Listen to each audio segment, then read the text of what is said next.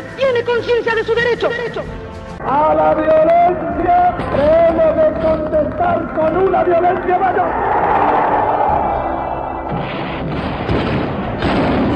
10 años de irresponsabilidad y corrupción nos han llevado a la situación más desastrosa de nuestra historia económica. Tenemos que aplicar toda nuestra fuerza y toda nuestra inteligencia para levantar a este país. La democracia argentina necesita perfeccionamiento. Argentino, he asumido el cargo de presidente de la nación que las Fuerzas Armadas han coincidido en conferirme. Trataré con honestidad de hacer lo que el pueblo quiere.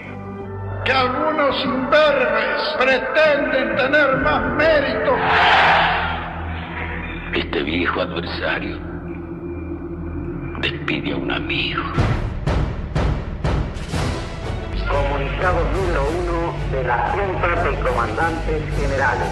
Las Fuerzas Armadas, conscientes que la continuación normal del proceso no ofrecía un futuro aceptable para el país. Queremos saber dónde están nuestros hijos, vivos o muertos.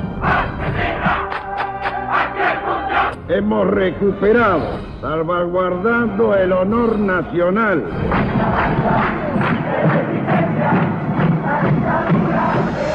Entre la Plaza de Mayo y el Cabildo se vivieron los vaivenes de la historia política argentina. Todo había comenzado en aquella gesta de 1810, cuando un grupo de patriotas asumió el compromiso fundacional.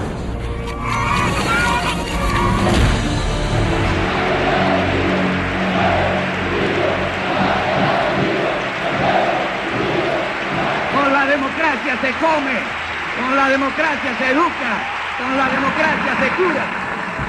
Yo recuerdo el acto que hicimos desde el Cabildo en Plaza de Mayo. Por primera vez se le cambió el escenario a la Plaza de Mayo. Y allí estaba todo el mundo con ese grito de esperanza. El pueblo unido jamás será vencido. El camino de retorno a la democracia se había iniciado a mediados de 1981. Los líderes de 5 partidos políticos crearon la multipartidaria. Allí estaban representados la Unión Cívica Radical, el Justicialismo, la Democracia Cristiana, el Partido Intransigente y el Movimiento de Integración y Desarrollo. El objetivo era volver a las urnas. Se empezaba a hablar nuevamente de democracia. Al año siguiente, la rendición de las tropas argentinas en Malvinas significó la derrota política definitiva del régimen militar. Leopoldo Fortunato Galtieri renunció a la presidencia y fue reemplazado por Reinaldo Viñone. Comenzaba la transición.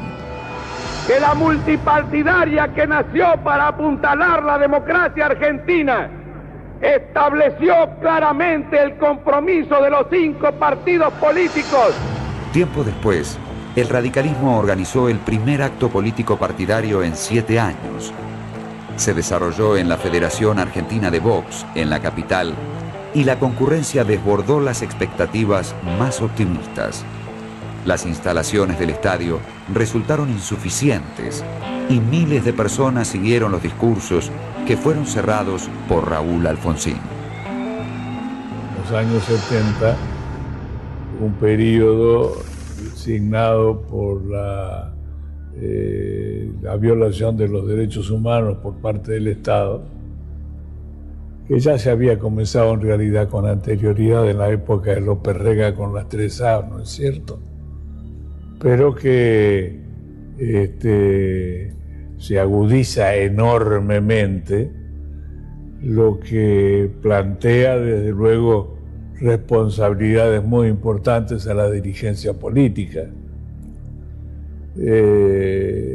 Había que construir la democracia. Cuando empieza la recuperación, la pelea post-Malvinas, en la multipartidaria y todo eso, ya había un clima de buena relación entre los partidos. En el peronismo, Vittel, Cafiero, el propio Sadi, los 25 como estructura sindical, y en el radicalismo las dos vertientes mayoritarias, que eran Balbín por un lado, el balbinismo, y Alfonsín a una cosa de participación en la multipartidaria, a buscar el retorno democrático. En la interna de la Unión Cívica Radical se presentaron 3 listas. El Movimiento de Afirmación Irigoyenista liderado por Luis León, la Línea Nacional encabezada por Fernando de la Rúa y el Movimiento de Renovación y Cambio, aliado con la Línea Córdoba, cuyo candidato era Raúl Alfonsín, quien finalmente fue designado aspirante a la presidencia y titular del partido, acompañado en la fórmula por Víctor Martínez. Están hablándole a un pueblo que no existe. Son como fantasmas del pasado. Se van a llevar la sorpresa del siglo. En el justicialismo, luego de desarrolladas las internas en las distintas provincias, un pequeño núcleo de dirigentes definió las candidaturas en el Congreso Partidario del Teatro Odeón. Allí se decidió que la fórmula presidencial fuera Ítalo Argentino Luder y Deolindo Vittel, mientras que el candidato a gobernador de la provincia de Buenos Aires sería el ex intendente de Avellaneda, Herminio Iglesias, quien confrontaría con Alejandro Armendáriz de la UCR. El médico Armendáriz.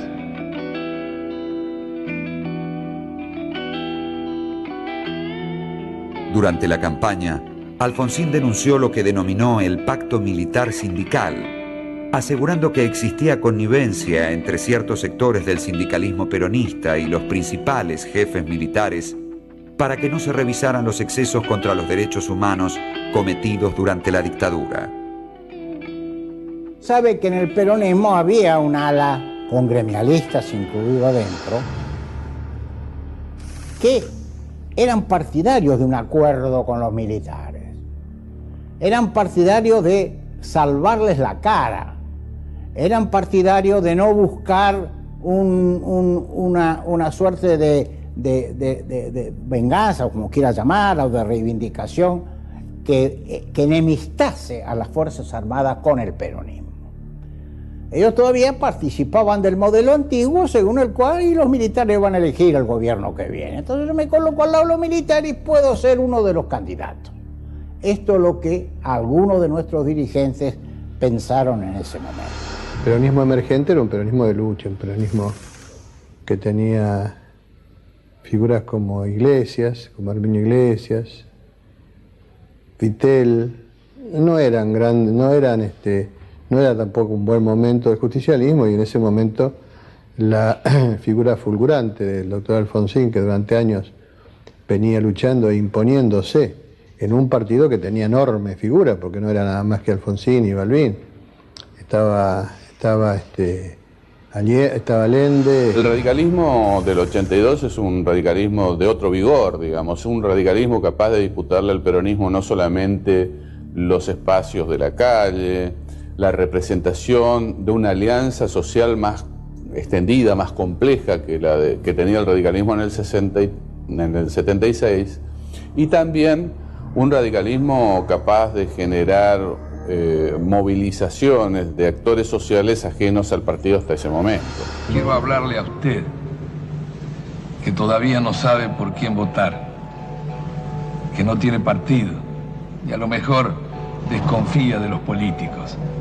Ahora, Alfonsín.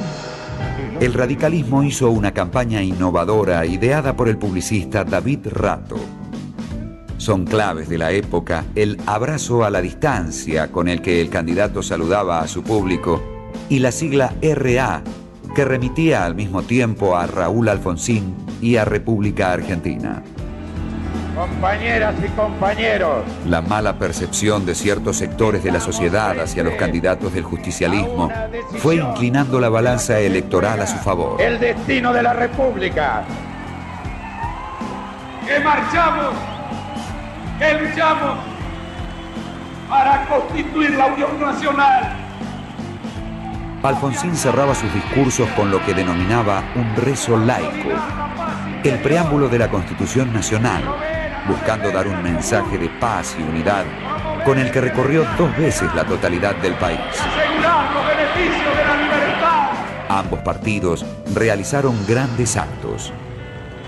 El justicialismo cerró su campaña en la avenida 9 de Julio, en la ciudad de Buenos Aires, donde días antes Raúl Alfonsín presidió la Asamblea Popular más multitudinaria de la historia de la Unión Cívica Radical, mientras que clausuraba su campaña, horas antes de la elección, en la ciudad de Rosario.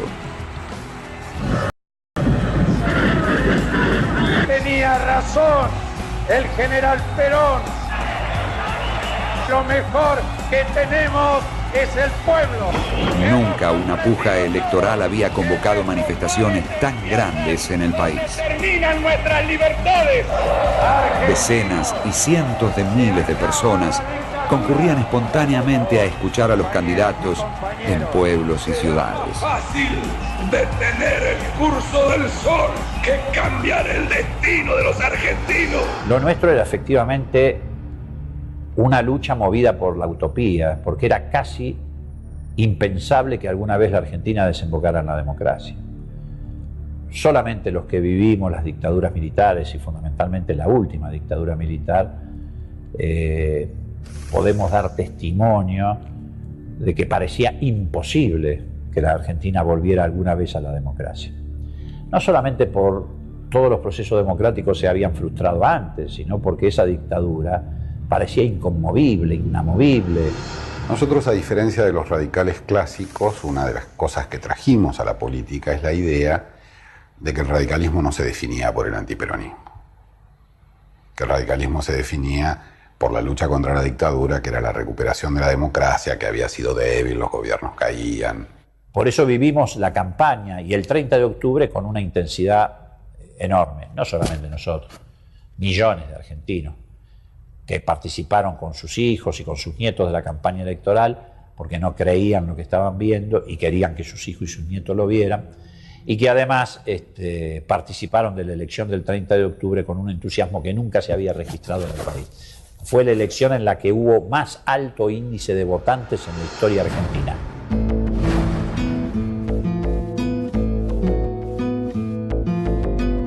El domingo 30 de octubre de 1983 se realizaron las elecciones. La participación fue la más alta de la historia de la democracia argentina. La Unión Cívica Radical triunfó con el 52% de los votos contra el 40% obtenido por el justicialismo. El partido intransigente liderado por Oscar Allende fue la tercera fuerza con un poco más del 2% de los votos, y la Unión de Centro Democrático de Álvaro Alzogaray, la cuarta, con poco más del 1%. La UCR obtuvo la mayoría en la Cámara de Diputados, mientras que en el Senado el justicialismo fue mayoría.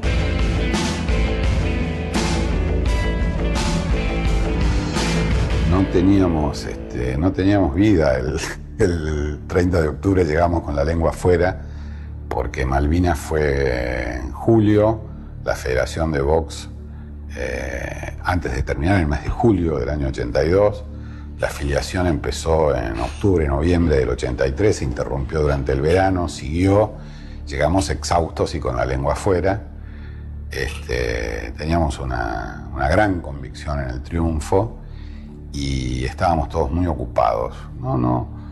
Yo disfruté más el 10 de diciembre, el 30 de octubre era una cosa muy rara. Todo el mundo decía, ¿vos a quién va a ganar? Luder, decía. ¿Y vos a quién vas a votar? Alfonsín. Pero no se podía entender, una sociedad loca que descontaba el triunfo peronista, pero decía que estaba dispuesta a votar por Alfonsín. 20 días antes, quizás 25, yo, volviendo a mi antigua profesión, había dirigido una encuesta de opinión que me ha dado el 52%. Cuando se la mostré a Raúl Alfonsín, dijo, no, Dante, por Dios, no, venga, ¿cómo vamos a ganar por el 52%? Ganamos por el 52%. No sé si de casualidad o por calidad científica de la encuesta, pero llegamos confiados. El radicalismo y el peronismo en esa elección cosecharon entre los dos juntos el 92% de los votos válidos. Y bueno, lo vivimos desde el punto de vista partidario como una gran alegría, porque era la primera vez que el radicalismo mano a mano y en una elección libre le ganaba al peronismo. Pero desde el punto de vista más general, porque era un proceso, era una gesta popular democrática que nunca la Argentina había tenido. Y el 10 de diciembre por supuesto también lo he vivido con una gran satisfacción, porque ese día juré junto con el doctor Alfonsín en el Salón Blanco de la Casa Rosada como secretario de Estado de Acción Cooperativa de la Nación. Y nos integramos plenamente al gobierno y, por supuesto, yo tengo que reconocer la amplitud de Alfonsín, que jamás me hizo una observación. Me venían a saludar dirigentes del justicialismo, dirigentes del PI, dirigentes de distinta extracción política, unos días antes, entre el 30 de octubre y el 10 de diciembre, y todos, en fin, expresando los mejores deseos de éxito en una situación que ellos comprendían que era muy difícil, puesto que tomaríamos el gobierno en un default, prácticamente había dejado de pagar sus deudas el gobierno militar, y por otra parte con todos los problemas que teníamos para llevar adelante lo que queríamos, que era construir la democracia sobre bases éticas, lo que significaba dejar de lado la impunidad, ¿verdad?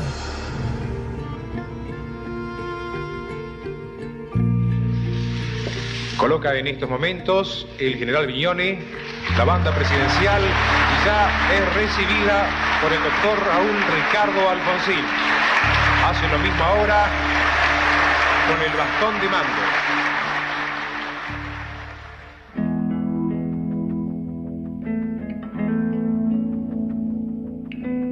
El nuevo gobierno asumió en un país en crisis.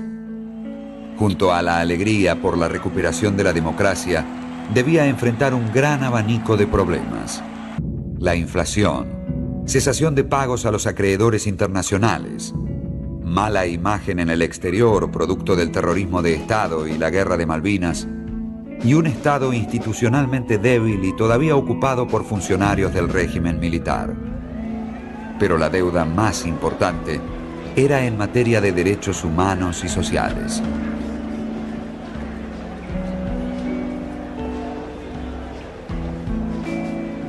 Había que construir la democracia y no se podía pensar en lograrla sobre la base de una persecución total a todos quienes habían actuado.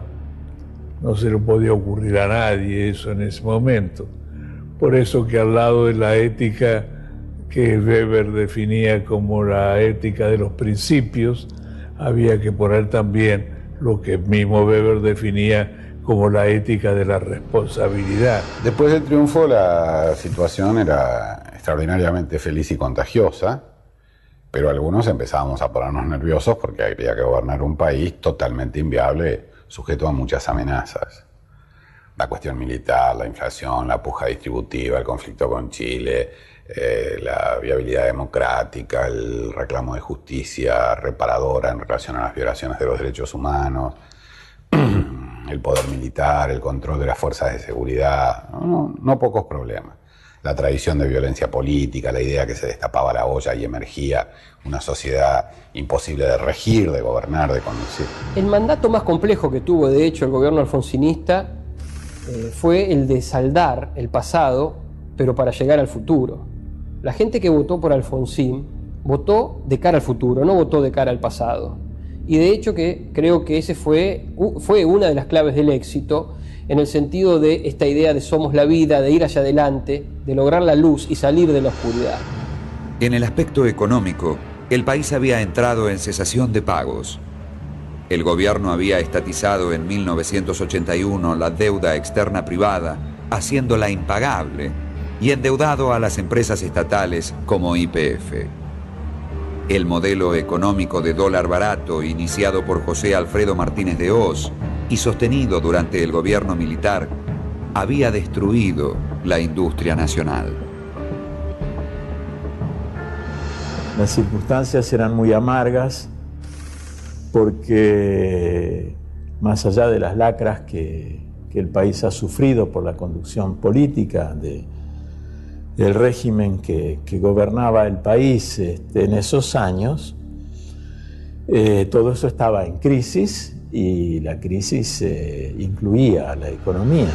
Prácticamente la economía argentina había sido devastada por la dictadura, había caído en un 60% la actividad industrial. Yo siempre pongo como ejemplo que la UOM, cuando cayó Isabel Perón, tenía 300.000 afiliados y cuando accede Alfonsín al gobierno tenía 60.000. Eso es un termómetro de cómo había caído la actividad industrial en Argentina. Y además Alfonsín asume en la década del 80, que es lo que se llama la década perdida de América Latina, por el peso que tenía la deuda externa en América Latina, que era monstruoso, y además en un momento de gran depresión de los commodities, de los precios de los productos primarios, que es, digamos, la principal herramienta, y en aquella época aún más todavía, que tiene el país para acumular divisas a través de las exportaciones. La combinación de todos esos factores realmente fue un condicionamiento muy fuerte para la transición democrática. Este era el contexto. Y la gente, y era lógico que fuera así, el común de la gente esperaba que con la recuperación de la democracia íbamos a recuperar todo. También la capacidad de crecimiento, también la equidad distributiva, que esto era fácil, simplemente porque habíamos salido de lo peor, que era realmente la dictadura y todos los costos humanos que se habían pagado a través de esa dictadura. Y nosotros sabíamos, porque bueno, teníamos responsabilidad de futuros gobernantes y sobre todo era muy consciente de eso Alfonsín, de que los plazos para conseguir la satisfacción de esas necesidades iban a ser mucho más largos que la impaciencia que sentíamos. La Argentina estaba aislada del contexto internacional. El terrorismo de Estado y las denuncias por violaciones habían resentido la imagen del país en el exterior. ¡Fuego! ¡Fuego! La aventura militar en Malvinas había deteriorado las relaciones con las principales potencias extranjeras. La situación continental no era mejor.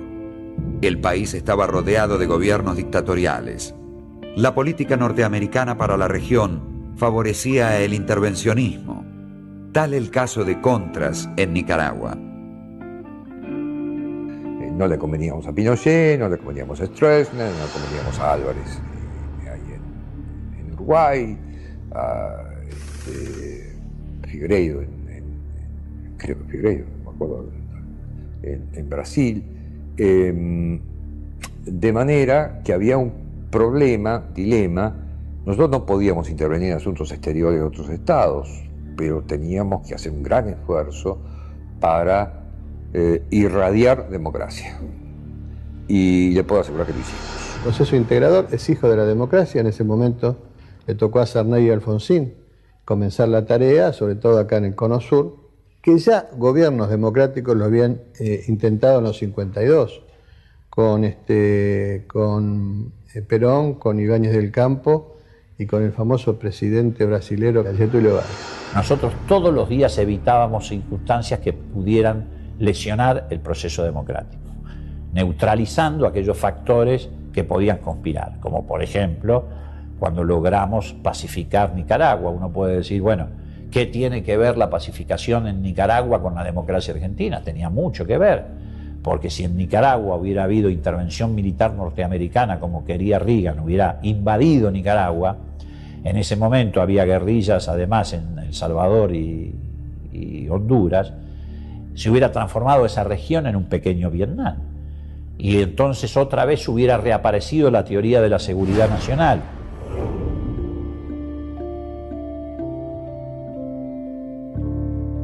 Solo 5 días después de haber asumido su mandato, el 15 de diciembre, el presidente Alfonsín sancionó los decretos 157 y 158, que ordenaban enjuiciar a los líderes de las organizaciones armadas ERP y Montoneros y a los integrantes de las juntas militares que gobernaron el país entre 1976 y la Guerra de Malvinas.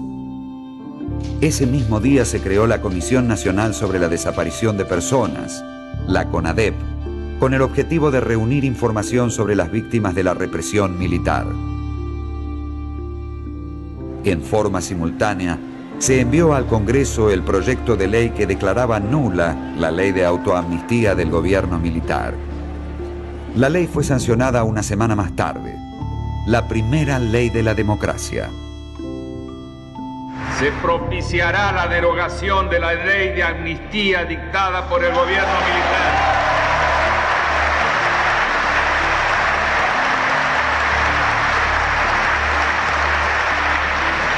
Y se pondrá en manos de la justicia la importante tarea de evitar la impunidad de los culpables.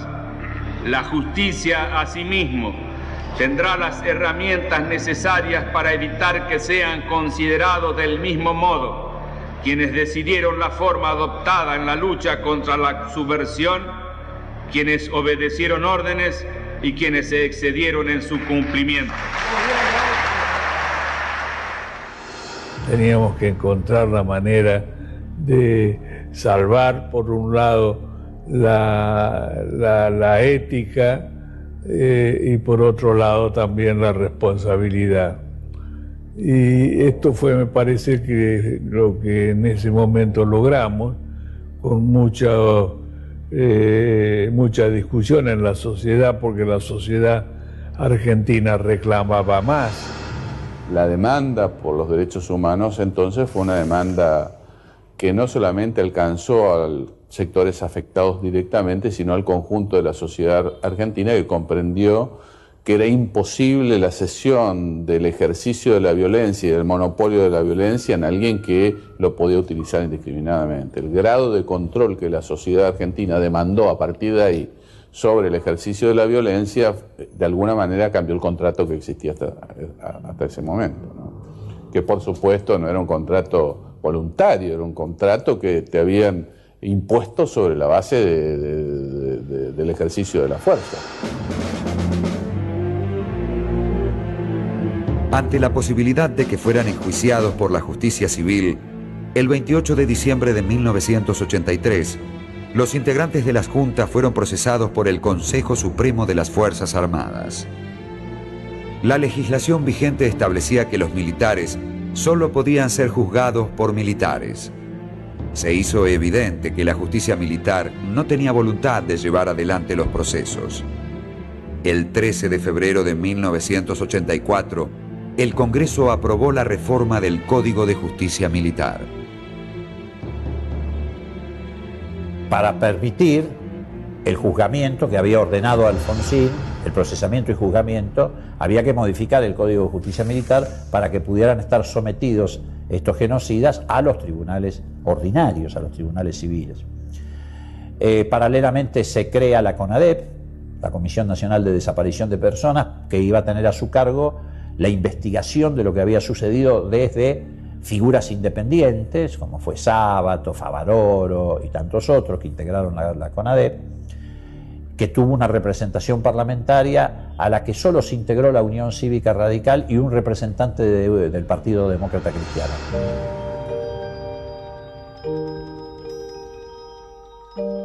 La CONADEP trabajó durante 9 meses. Produjo un informe de 50.000 páginas que se transformó en el Nunca Más, que acredita alrededor de 9.000 casos de desapariciones.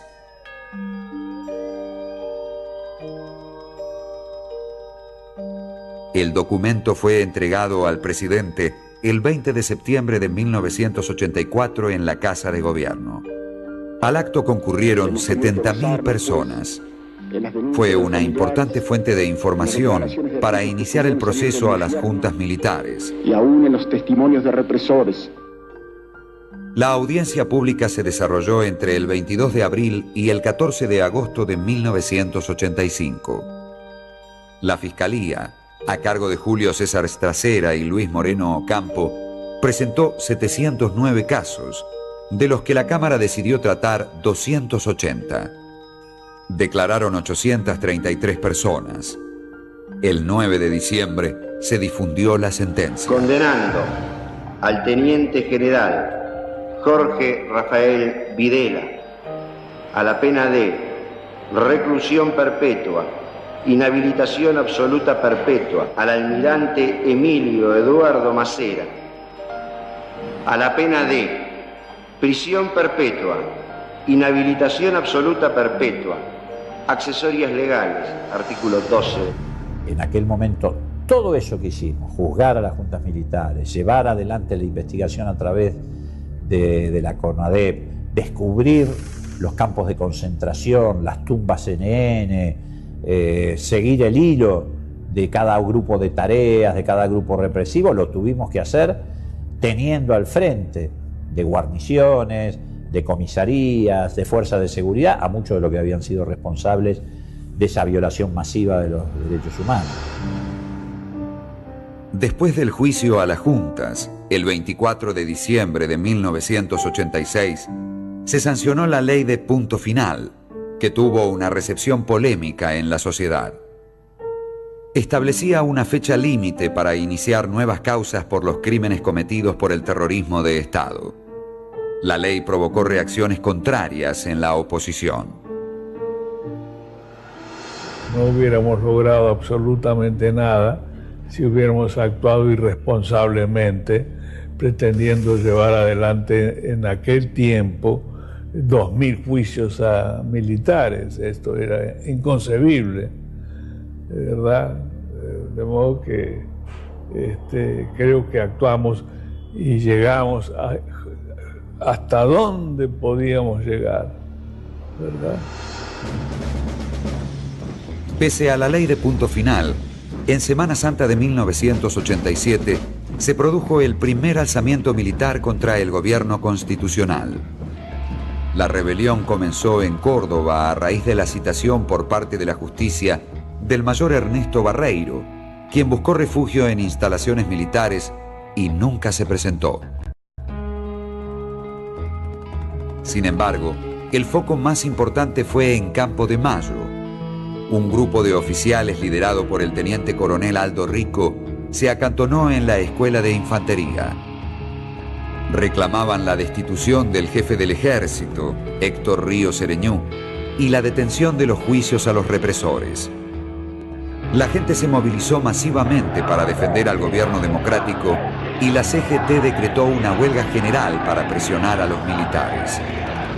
El presidente Alfonsín anunció el envío de tropas leales al gobierno para reprimir a los sublevados, pero las Fuerzas Armadas no respondieron. El señor comandante en jefe de las Fuerzas Armadas, Raúl Alfonsín. He tomado una decisión. Dentro de unos minutos saldré personalmente a Campo de Mayo a intimar la rendición de los sediciosos. Dentro de un rato vendré con la noticia de que cada uno de nosotros podemos volver a nuestros hogares para darle un beso a nuestros hijos y en ese beso decirles que le estamos asegurando la libertad para los tiempos. Repítalo, por favor. Bueno, la información que tenemos en este momento aquí en este puesto es que los oficiales insurrectos sediciosos se han rendido. Que el presidente Alfonsín se trasladó a la escuela de infantería, que ya no está más tomada. Lo primero que hicimos fue entonces garantizar no perder el control de los medios de comunicación. Y desde esos medios de comunicación convocar a la sociedad. Y la sociedad se movilizó como jamás ocurrió en la historia argentina. No solamente llenó Plaza de Mayo, llenó las plazas de todo el país, desde los pueblos y ciudades más importantes hasta los menos significativos. Y además hubo una participación activa de las fuerzas civiles en la neutralización del conflicto. Yo me acuerdo cuando el levantamiento de Rico, nosotros nos instalamos en la Casa de Gobierno, fuimos con Cafiero, fuimos casi todo el peronismo renovador. Menem no apareció. Bueno, tuvimos una diferencia fuerte en ese momento con Menem, porque Menem estaba en el interior de la provincia de Buenos Aires y no vino hasta que se había clarificado mucho más la situación. el sindicalismo fue casi todo. El otro día miraba en un diario una foto de Alfonsín en el balcón, donde estamos muchos de los líderes opositores en ese momento, y también del movimiento obrero y del sector empresarial. Entonces los levantamientos aglutinaron todas las fuerzas democráticas. Acta de compromiso democrático. Los abajo firmantes, dirigentes y representantes de todas las fuerzas políticas y sociales, suscriben el presente compromiso democrático declarando, primero, que reiteran su firme e inexorable decisión de apoyar con todas las acciones a su alcance la vigencia irrestricta de la Constitución Nacional, del normal desenvolvimiento de las instituciones del Estado y la democracia como único estilo de vida para los argentinos. Enviamos, como les dije antes, al Congreso de la Nación un proyecto de ley. El 4 de junio de 1987 se sancionó en el Congreso la Ley de Obediencia Debida, por la cual serían juzgados los máximos responsables militares o civiles, los jefes de jurisdicción y los responsables de las fuerzas de seguridad. Tuvimos que hacer la obediencia debida, que fue un retroceso político y conceptual muy grande para todos nosotros, particularmente para Alfonsín, pero que tenía el objetivo de conservar el juicio a las juntas y los 40 militares jefes de cuerpo de zona y de subzona que estaban procesados y detenidos, procesados muchos más, pero detenidos más de 40, incluyendo a los comandantes, que luego los mismos que hoy hablan de los derechos humanos indultaron. La gente olvida que se había hecho el juzgamiento a las juntas y olvida también que había más de 50 militares procesados porque la ley de obediencia debida tenía una cláusula fundamental, que era que quien tenía capacidad de decisión no quedaba comprendido en ella. En materia de derechos humanos es una canallada, por lo menos una canallada, o un caso, en el mejor de los casos, de ignorancia total, querer equiparar las leyes de punto final y obediencia debida a los indultos. Porque el punto final es simplemente un plazo procesal que se establecía para presentar denuncias. Y la obediencia debida establecía grados de responsabilidad, pero no consagraba la impunidad. Mientras que el indulto, como la palabra lo indica, el indulto significa un perdón. Y fue un perdón masivo a los militares que habían violado los derechos humanos. En 1988, el gobierno debió soportar 2 nuevos alzamientos militares. En enero, nuevamente Aldo Rico se sublevó en Montecaseros, Corrientes. Esta vez, el segundo cuerpo de ejército acudió a reprimir y los rebeldes se rindieron sin combatir. En diciembre se alzó nuevamente una facción del ejército, reclamando la exención de penas para todos los militares, menos los miembros de las juntas.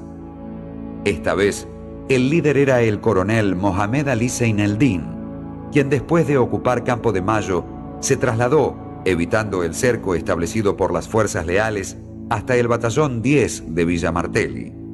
4 días después, se rindió.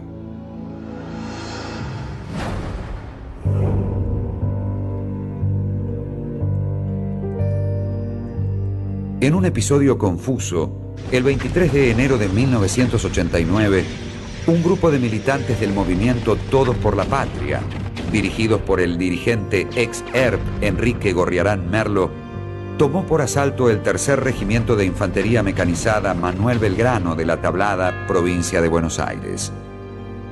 En el copamiento y la posterior represión murieron 39 personas, entre ellos 5 conscriptos que prestaban servicio en el lugar. El episodio de La Tablada hizo reaparecer los fantasmas de la guerrilla de los años 70. La Tablada fue una cosa atroz, porque gente que a lo mejor creía que trabajaba para el país, bien intencionada a lo mejor, terminó por destruir el gobierno. Se hicieron pasar por cara pintada, tomaron la unidad de la Tablada y mataron gente y habían preparado todo como para marchar hacia la Casa Rosada, pidiendo la renuncia del gobierno con el propósito de tomar el poder en definitiva. Al asumir el gobierno democrático, como ya hemos dicho, la mayoría de los países latinoamericanos estaban bajo gobiernos dictatoriales. La política exterior del gobierno consistió en apoyar las democracias existentes e influir en el proceso de democratización en otros países. El accionar del Grupo Contadora y la participación de la Argentina en el Pacto de San José de Costa Rica fueron importantes acciones en ese sentido.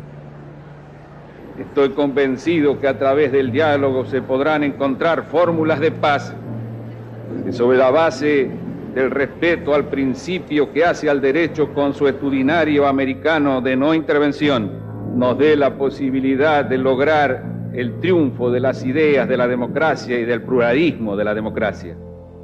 Nosotros queríamos tener con Estados Unidos las mejores relaciones posibles, porque es lo que conviene.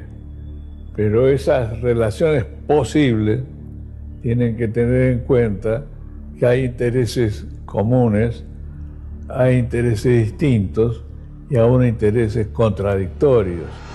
El primer objetivo era que la Guerra Fría no ingresara más en Argentina. Esto parece japonés cuando uno lo habla en nuestro país. Sin embargo, la lucha entre la insurgencia armada y el terrorismo de Estado no era solamente una lucha nacional, local, doméstica. Esa lucha había sido potenciada precisamente porque el conflicto este-oeste encontraba en América Latina un lugar de hostigamiento mutuo entre Estados Unidos y la Unión Soviética y Cuba. El enfrentamiento más grande que tuvimos en este sentido fue el problema de Nicaragua. Nosotros formamos parte del apoyo de la política Contadora. Si Contadora no andaba, la guerra centroamericana era la reinstalación del conflicto este-oeste y su divulgación al resto del continente. A mí, por ejemplo, me tocó hablar de este tema y negociar esta circunstancia con Fidel Castro. Yo viajé especialmente a la isla de Cuba para que Fidel Castro contribuyera en sus vínculos y en su influencia con el movimiento sandinista, para que el ala menos radicalizada del movimiento sandinista aceptara negociaciones que desembocaran en un proceso democrático. La cuestión es que lo logramos. Nos dijeron de todo. Yo era un horrible rojo, porque había ido a Cuba. Algunos expertos en política internacional dicen, pero ¿cómo se atreve a provocar a los norteamericanos yéndose a abrazar con el tirano cubano del tercer mundo? Ninguno leyó lo que estaba pasando. Ninguno entendió lo que estaba pasando. El país tenía un conflicto pendiente con Chile por la soberanía sobre las islas Picton, Lennox y Nueva en el Canal de Beagle. Este era parte de la herencia de la dictadura militar que casi lleva a una guerra en 1978. La tensión entre los países había disminuido, pero restaba solucionar definitivamente el conflicto.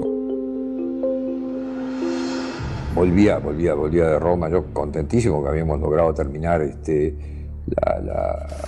el acuerdo y dentro de todo habíamos salvado unas cosas que eran una parte considerable de mar, en las cuales las islas no iban a proyectar soberanía sobre el Atlántico, y eso era lo posible, lo conquistable, después del fallo de la corona británica y de la mediación papal. Así que veníamos contentos porque habíamos logrado eso, y cuando llego a Olivos para decirle, sí, mire, qué bárbaro, estamos terminando, ya cerramos lo del Beagle, me dice, bueno, ahora tenemos que ir a una consulta popular. ¿Qué? Digo, ¿cómo? ¿De qué me está hablando? Este tema del Beagle, si no lo cierra la gente, es un libro que se abre el año que viene de vuelta. esto tenemos que cerrarlo con el voto del conjunto de los argentinos. Imagínense el baldazo de agua fría. Después de todo eso, había que ir a un procedimiento inédito en Argentina, porque hasta entonces no existía tal cosa, y menos mal que lo hicimos así, porque pasamos por un voto en el Senado a pesar de haber ganado 80-20 la consulta popular. Yo creo que eso fue terminar de desarmar una de las bombas de tiempo que había dejado la dictadura, ¿no? Las dictaduras, para sostenerse, siempre necesitan hipótesis de conflicto con los vecinos. Es esencial, el manual de la dictadura tiene que tener hipótesis de conflicto. Los brasileños no van a invadir, los chilenos no van a invadir, los bolivianos no van a invadir, los paraguayos no van a invadir, los uruguayos no van a invadir, son todos enemigos, tengo que tener tropas en la frontera, tengo conflicto acá, tengo conflicto allá. Como consecuencia de la estatización, la deuda externa se había disparado. De 7.800 millones de dólares en 1975, había saltado a más de 45.000 millones en 1983. En un contexto inflacionario y con fuertes presiones internacionales por la deuda externa, el gobierno diseñó en 1985 un plan económico que permitiera hacer frente a las obligaciones internacionales y simultáneamente al crecimiento, deteniendo la inflación mediante el control de precios. El Plan Austral se lanzó el 14 de junio de ese año con un nuevo cambio de moneda. Se le quitaron 3 ceros al peso argentino de la última etapa del proceso. Ejemplo, 10.000 pesos igual 10 australes. Muere el peso, nace el austral. Un dinero fuerte y sano que no arrastra consigo la carga de la inflación. El austral nació bien, por eso se lo recuerda. Hay muchos programas económicos que no nacieron bien y ya ni se los recuerda, pero era un momento muy delicado y uno de los problemas, tal vez no económicos, pero sí importantes que hay en esto, es hasta dónde llega uno cuando hace un cambio dramático. El austral fue un caso atípico en los planes de estabilización monetaria acordados entre el FMI y países latinoamericanos. Buscaba al mismo tiempo contener la inflación y promover el crecimiento de la economía. El FMI solía recomendar planes de ajuste ortodoxos de control del gasto público y congelamiento de salarios. La parte monetaria del plan fue heterodoxa, basada en la teoría de las expectativas y buscaba obtener un efecto de shock. Simultáneamente, se implementó un rígido control de precios y salarios en el sector privado. El plan permitió que la economía argentina creciera un 5% en 1986. A la luz de las circunstancias que se vivieron después, probablemente los márgenes de protección con los cuales nació el austral fueron pequeños. Esto tiene que ver con lo que pasó después. Pero debo reconocer que a la luz de las dificultades que el país tenía y de la apuesta en la cual estábamos inmersos, que era llegar a entregarle el gobierno a nuestro legítimo sucesor, había que tener también muchos cuidados. Y en eso fue el tema más difícil.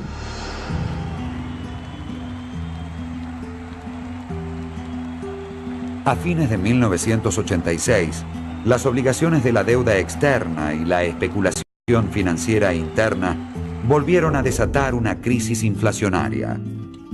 El gobierno intentó, en octubre de 1988, replantear su política económica y lanzó el Plan Primavera.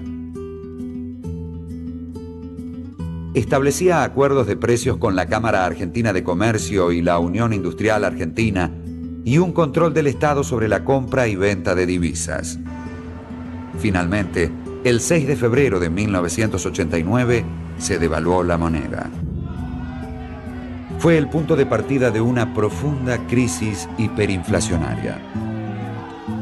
Circunstancias de entorno, las más generales, si bien algo habían cambiado, no habían cambiado de manera definitiva. La situación internacional mostraba algunos signos de superación de la crisis, pero no mostraba muchos cambios respecto al problema fundamental de la relación respecto a la deuda, nuestra insistencia en que efectivamente un alivio a la deuda podría mejorar la situación de todos, no fue debidamente comprendida y sobre eso debimos luchar entonces de manera continua hasta el final del gobierno. Tengan la seguridad, ya hemos iniciado esta marcha nueva en el rumbo nuevo hacia la meta nueva de la Argentina que nos merecemos por nuestro pueblo y por nuestra geografía. Una de las consignas de la campaña electoral fue: con la democracia se come, se educa y se cura.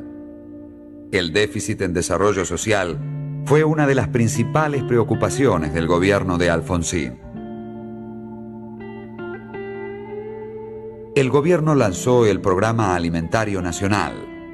Estaba orientado a subsanar la emergencia alimentaria que sufría buena parte de la población. ¿Se acuerda que yo había dicho que se terminaba el hambre? Por eso pusimos el plan PAN en marcha, ¿verdad?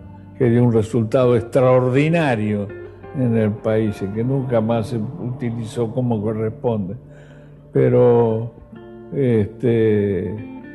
nosotros, en cierta forma, debo reconocer que no creíamos que era tan grave la situación.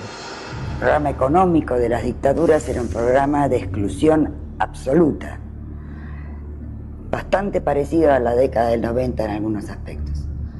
Y dejó como secuela miles de chicos que murieron por desnutrición y muchos miles de chicos que quedaron con secuelas en su crecimiento, producto de la desnutrición infantil que habían vivido. Verlos en la televisión o en los diarios era ver chicos de campos de concentración como en Auschwitz. Era una imagen tremendamente dolorosa. Por eso Alfonsín, luego de recorrer el país y enfrentarse con esta realidad, hizo un solo juramento en la campaña. Muchos compromisos, pero un solo juramento. Y el juramento fue crear el Programa Alimentario Nacional.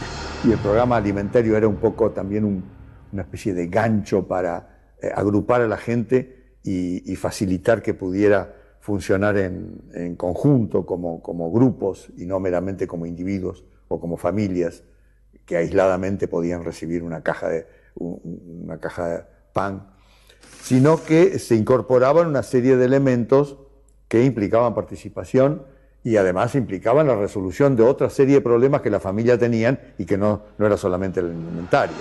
Tuvimos otras gratificaciones, como por ejemplo que nos felicitara el Banco Mundial, porque era el primer programa en el mundo que dedicaba el 92% de sus recursos a la compra de alimentos. En cualquier otro lugar del mundo, si costaban 50 el alimento que ibas a llevar, costaba 50 repartirlo. El PAN fue único en el mundo en términos de que el 92% de sus recursos iban a la compra de alimentos. Otro proyecto importante en el área social fue el del Seguro Nacional de Salud. Fue enviado al Parlamento en 1985, pero encontró trabas y demoras y no fue aprobado durante el gobierno radical. Bueno, lo que buscó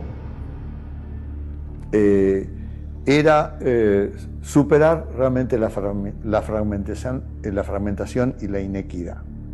Nosotros veníamos de una experiencia de los años 70, durante el gobierno peronista, que se había intentado, a través de un proyecto del Sistema Nacional Integrado de Salud, también juntar las partes tan dispersas y de alguna manera avanzar hacia una mayor igualación de los servicios que recibía la gente. El gobierno democrático normalizó las universidades según sus estatutos legales. Se recuperó así una tradición nacional que comenzó en 1918 con la reforma universitaria en la provincia de Córdoba y había sido interrumpida en 1966 por la dictadura de Juan Carlos Onganía en la recordada Noche de los Bastones Largos. Se normalizó el CONICET y volvieron al país gran cantidad de investigadores e intelectuales que habían debido exiliarse durante los años de la represión. La educación básica también recibió un gran impulso con el Plan Nacional de Alfabetización ideado por Nélida Baigorria. Durante los primeros años de la democracia, el analfabetismo descendió del 6 a menos del 4% de la población.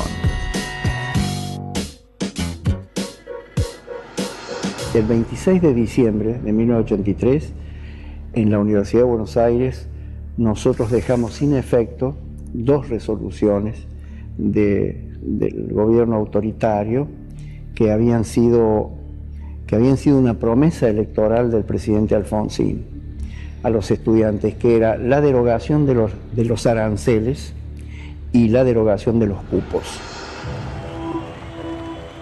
Con la llegada del nuevo gobierno, se eliminaron la censura y las listas negras que habían condicionado las producciones artísticas y culturales durante tantos años. Por primera vez, una película argentina, La Historia Oficial, obtuvo un premio Oscar. Sin persecución por cuestiones políticas, escritores, actores y artistas volvieron al país después de pasar años en el exilio. Las primeras películas, por ejemplo, La Historia Oficial, no solamente fueron maravillosos estudios de la realidad argentina que acabamos de superar, sino que además fueron una tarjeta de presentación en el mundo para el cine argentino, que hasta hoy día sigue gozando de aquel prestigio, ¿no? El prestigio ganado por películas como La Historia Oficial, como Darse Cuenta, como en fin, No habrá penas ni olvido, como Camila, que fueron la presentación en sociedad de la democracia que nació en 1983. ¿Quiénes fuimos los artistas que recibimos con los brazos abiertos y con la cabeza en alto el advenimiento de la democracia en el 83? Yo le canté desde mucho antes a esa posibilidad, le canté a Madres de Plaza de Mayo, desde aquellos Soldaditos de Plomo, desde Todavía Cantamos. Inauguré la democracia con El Misterioso Dragón, avisando que no iba a ser sencillo todo lo que nos pasara desde allí en más, que había que luchar. Y de hecho la historia me ha dado la razón. Estos 25 años, extraordinarios años. Habíamos tenido una reunión en la Casa de Gobierno con el ministro Gristum, ministro de Economía, y con el doctor Alfonsín, en la que el doctor Alfonsín dijo: si no pasamos a la historia por la cultura, ¿me querés decir por qué otra cosa podemos pasar?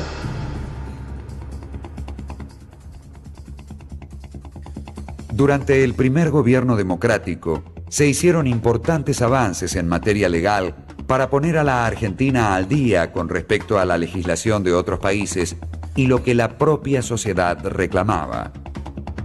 Se consolidaron las libertades civiles de expresión y cultos y se dictaron normas clave demandadas por la ciudadanía, como la ley de divorcio y la patria potestad compartida por ambos cónyuges. Y será el esfuerzo de todos, absolutamente de todos, de los jóvenes, de los hombres y de las mujeres argentinas que sufren todavía las consecuencias de esta sociedad anticuada y machista que ni siquiera le confiere la posibilidad de compartir la patria potestad de sus hijos. El no divorcio era una idea paternalista de que la gente no puede decidir sola si estar casados o no. Nosotros decíamos que una ley de divorcio, lejos de una ley de divorcio, era una ley de matrimonio, porque iba a permitir que una gran cantidad, miles y miles y miles de parejas que vivían en formación en una situación legalmente irregular pudieran regularizarlo, poder a la gente reencauzar sus vidas emocionales con sus vidas legales y civiles a la par. En diciembre de 1983, se envió al Parlamento la Ley de Democratización Sindical, impulsada por el ministro de Trabajo, Antonio Mucci. Proponía que las minorías tuvieran representación dentro de la estructura sindical. El proyecto fue aprobado en la Cámara de Diputados, donde el radicalismo tenía mayoría, pero no en la Cámara de Senadores, con mayoría justicialista. Como resultado, el sindicalismo unió fuerzas. En enero de 1984 se unificaron la CGT Brasil y la CGT Azopardo, conformando un frente de resistencia al gobierno. El sindicalismo tuvo durante esos años un rol opositor y realizó 13 huelgas generales. Que de ninguna manera en el espíritu del proyecto que encabeza Raúl Alfonsín está un sindicato apolítico. Nosotros necesitamos un sindicato que haga todo eso, pero que no esté solamente a la defensiva, que esté llevando ese concepto de solidaridad entre hombres que le dio origen, que esté llevando a la nación toda este concepto de solidaridad. Esa ley en realidad no era una ley de organización de los gremios, sino que era una ley que les obligaba a hacer elecciones entre todos sus integrantes. Y había problemas con las... Bueno, los líderes sindicales que trataron con el gobierno militar son muchos de los que están ahora. Y si mirás las fotos los vas a ver. Algunos por razones de edad, pero los grupos sindicales han cambiado muy poco, mucho menos que la dirigencia política en estos años. En 1989 convocó a elecciones. La fórmula encabezada por Carlos Menem triunfó sobre el binomio Angelós-Casella. La promesa de $1 recontra alto y de un salariazo que hizo el candidato justicialista aceleró las expectativas populares.